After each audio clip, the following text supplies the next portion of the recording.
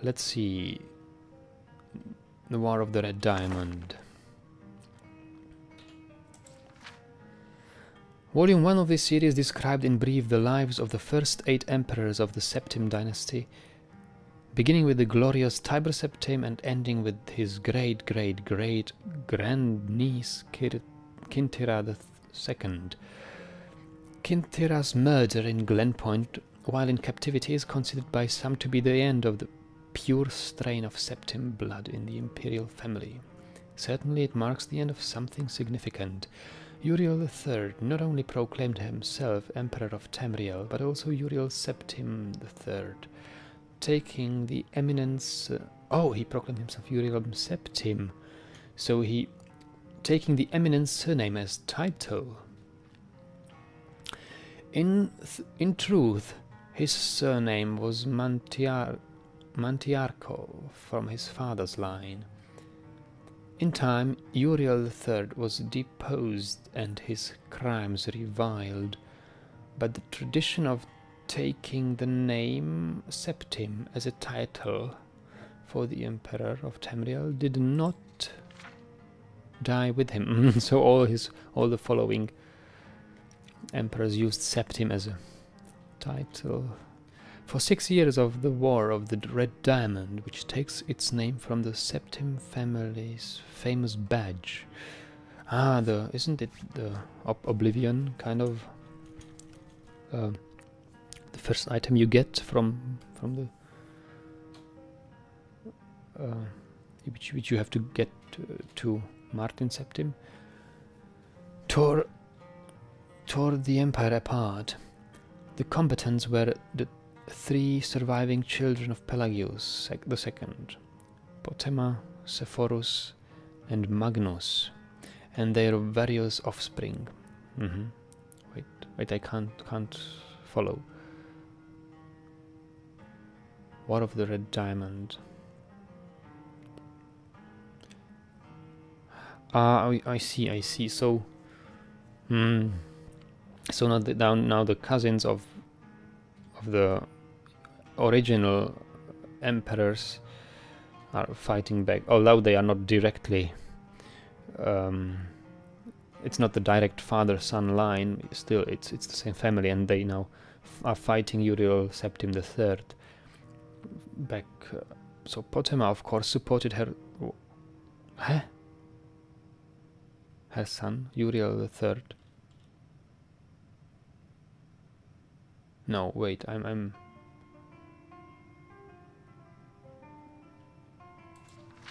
totally off the story.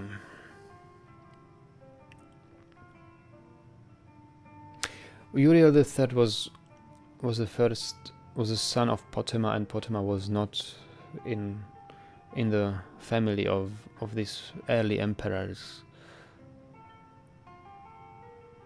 Yeah. And Uriel III was her son, which now had the throne, okay, and had the combined support of all Skyrim and northern Morrowind. With the efforts of Sepphoris and Magnus, however, the province of High Rock turned cold.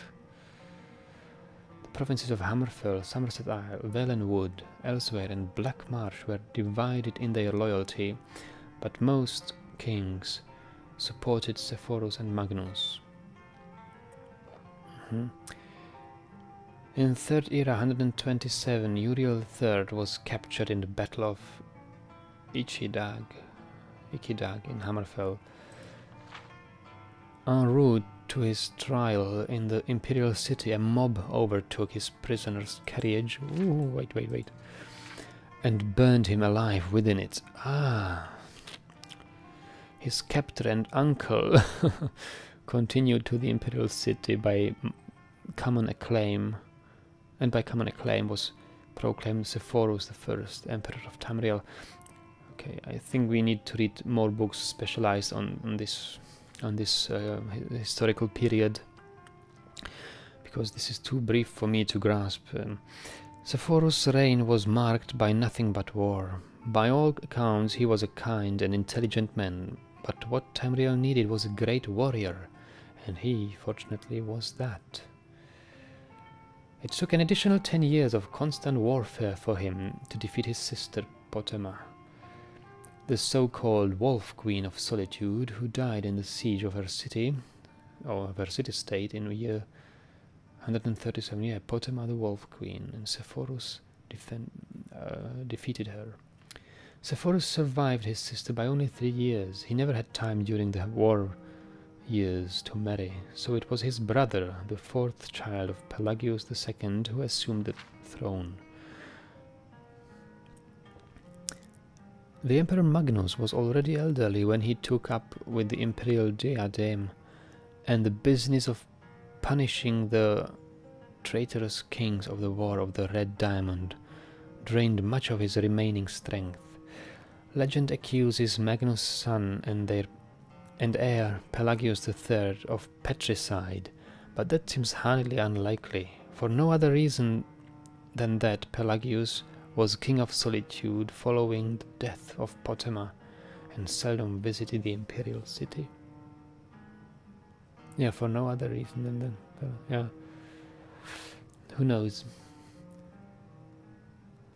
Pelagius III, sometimes called Pelagius the Mad, was proclaimed emperor in the 145th year of the Third Era. Almost from the start, his eccentricities and behavior were noted at court. He embarrassed dignitaries, offended his vassal kings, and on one occasion marked the end of an imperial grand ball by attempting to hang himself. His long-suffering wife was finally awarded the regency of Tamriel, and Pelagius III was sent to a series of healing institutions and asylums until his death of 353, at the age of 34. The Empress Regent of Tamriel was proclaimed the Empress Kataria I upon the death of her husband. Some who don't mark the end of the Septim bloodline with the death of Kintira II consider the ascendancy of his dark elf woman the true mark of his decline. Dark elf woman. Her defenders, on the other hand, assert that though Kataria was not descended from Tiber, the son she had with Pelagius was. So the imperial chain did continue. Oh yes, I see. Despite racist assertions to the contrary, Kataria's 46-year reign was one of the most celebrated in Tamriel's history. Uncomfortable in the imperial city, Kataria travelled extensively throughout the empire, such as no emperor ever had since Tiber's day. She repaired much of the damage that previous emperors' broken alliances and bungled diplomacy created. The people of Tamriel came to love their empress far more than the nobility did. Kataria's death in a minor skirmish in Black Marsh is a favorite subject of conspiracy-minded historians. The sage Montalius' discovery, for instance, of a disenfranchised branch of the Septim family and their involvement with the skirmish was a revelation indeed. The family members fight each other. It's a classic. When Cassandra assumed the throne upon the death of his mother, he was already middle-aged. Only half-elven, he aged like a Breton. In fact, he left the rule of Wayrest to his half-brother Uriel due to poor health. Nevertheless, as the only true blood relation of Pelagius and thus Tiber, he was pressed into accepting the throne. To no one's surprise, the Emperor Cassandra's reign didn't last long. In 2 years, he joined his predecessors in eternal slumber. Uriel Lariat, Cassinder's half-brother and the child of Cataria I and her imperial consort Gulliver Lariat, after the death of Pelagius III, left the kingdom of Wayrest to reign as Uriel IV.